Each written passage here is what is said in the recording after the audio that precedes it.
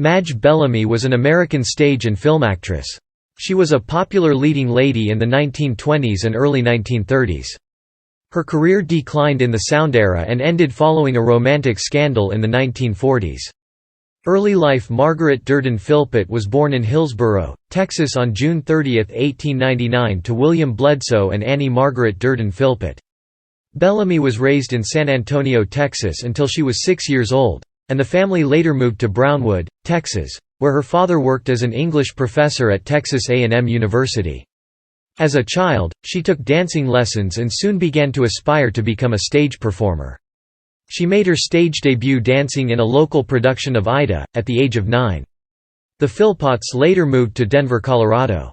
Madge met and married Carlos Bellamy in Colorado, but they divorced when she decided to leave Colorado to pursue her acting career. In her autobiography, she later claimed that her agent suggested the name, possibly to avoid the scandal of divorce.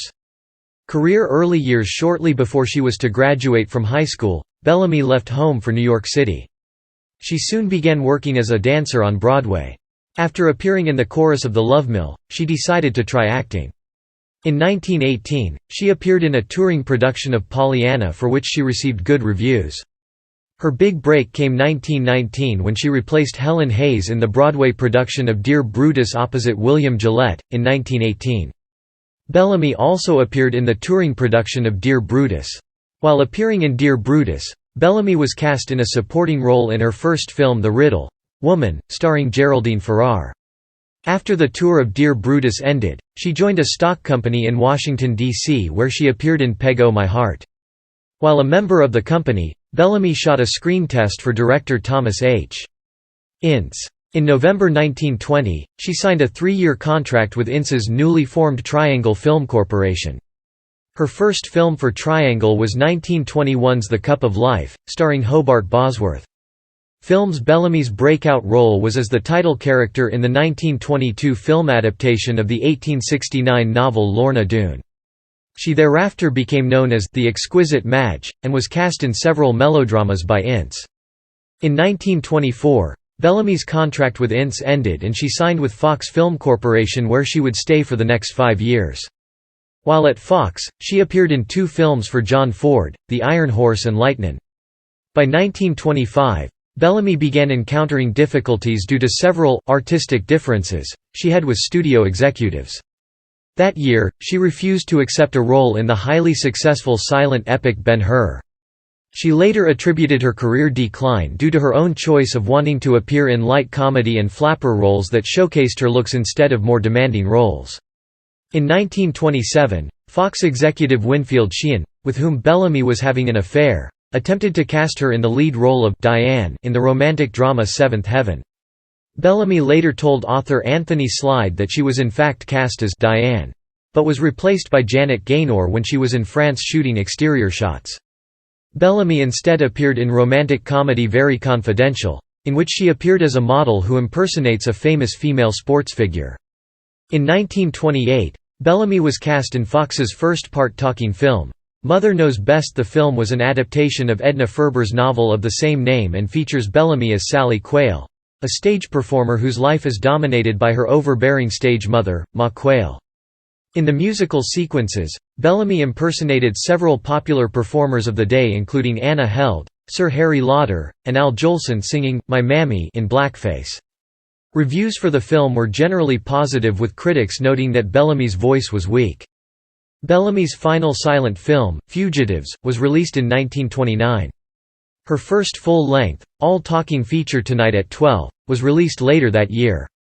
By the time of its release, Bellamy's career had taken a severe downturn due to several ill-advised choices she made in fits of anger. Despite her poor behavior off-set, she was still a fairly popular performer and was named an American Beauty by the Hollywood Association of Foreign Correspondents. In 1929, she walked out on her contract at Fox after refusing to star in the planned film adaptation of The Trial of Mary Duggan, a 1927 hit Broadway play by Bayard Taylor that the studio bought especially for Bellamy. Bellamy later said of her career, "I got too big for my britches. I wanted too much money and when it was not forthcoming, I quit." Bellamy attempted to find work as a freelance actress but did not work again until 1932 when she began appearing in Poverty Row films. One of her better-known roles from this period was in the 1932 film White Zombie, opposite Bela Lugosi and directed by brothers Edward and Victor Hugo Halperin. The film was a moderate success but received mixed reviews, while Bellamy's performance was generally panned by critics. She was slated to appear in the Halperin brothers' next film, Supernatural, but Carole Lombard was cast instead. Career decline and scandal. By the early 1940s, Bellamy's career had virtually ended. She garnered considerable media attention when, on January 20, 1943, she was arrested in San Francisco and charged with assault with a deadly weapon after firing a .32 caliber revolver at her former lover, wealthy lumber executive Albert Stanwood Murphy, 3 times. Bellamy had been having an affair with Murphy for 5 years before he ended the relationship in October 1942. After learning that Murphy had married former model June Ami shortly after their breakup, Bellamy traveled to San Francisco to confront him and make him suffer somehow. She later admitted that she waited around Murphy's apartment in the Nob Hill area for 4 days.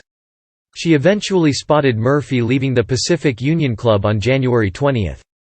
While Murphy was getting into his car, Bellamy fired 3 shots at him. She later said, "I wasn't within speaking distance, but he saw me and shouted something I didn't understand. Maybe it was, 'Don't.' Then I guess I shot at him. He ducked and ran." She fired 3 times, hitting Murphy's car twice while the 3rd shot missed. Witnesses wrestled the gun out of her hand. Shortly after the shooting, Bellamy claimed that she did not intend to harm Murphy and that she just wanted to see him. "He wouldn't see me, so I took the little gun with me. I had had the little gun so long I thought it was just a toy." She was also quoted as saying, "I only winged him, which is what I meant to do. Believe me, I'm a crackshot." On February 11, 1943, Bellamy pleaded guilty to the lesser charge of violating a gun law and was given a suspended 6-month sentence. She was also sentenced to 1 year of probation. In July 1943, Bellamy sued Murphy for divorce in Las Vegas, claiming that she and Murphy were married by mutual consent in April 1941 and had lived as husband and wife up until Murphy ended the relationship. She charged Murphy with extreme mental cruelty and asked for both temporary and permanent alimony. In December 1943, Albert Stanwood Murphy asked that the court dismiss the suit, stating that he and Bellamy are not now and have never been husband and wife. On January 4, 1944, a Nevada court denied Bellamy's divorce suit on the grounds that she and Murphy had never legally been married.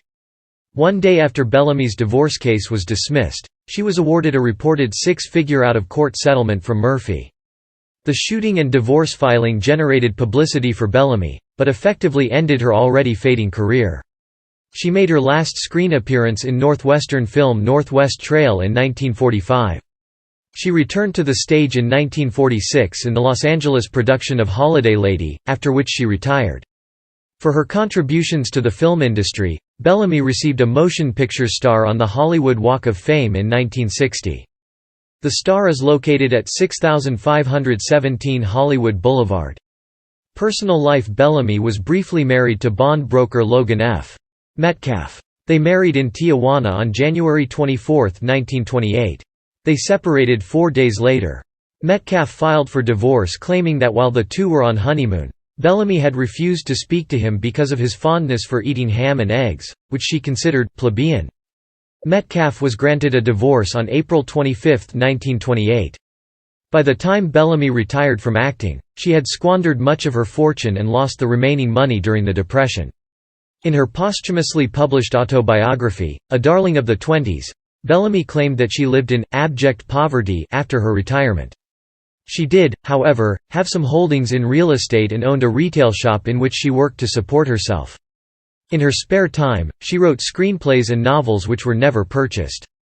In the early 1980s, she sold the retail shop for double the amount she had paid for it and lived in relative financial comfort for the rest of her life. Bellamy remained out of public view until the 1980s, when film historians and silent film fans who had rediscovered her work began requesting interviews. She also began attending screenings of the low-budget horror film White Zombie, which was a moderate success upon its initial release and has since become a cult classic. In her final years, Bellamy lived alone in Ontario, California. Death: she suffered from chronic heart problems toward the end of her life. On January 10, 1990, she checked into the San Antonio Community Hospital in Upland, California for treatment. She died there of heart failure on January 24 at the age 90. She is buried at Forest Lawn Memorial Park in Glendale, California. Her autobiography A Darling of the Twenties was published 1 month after her death.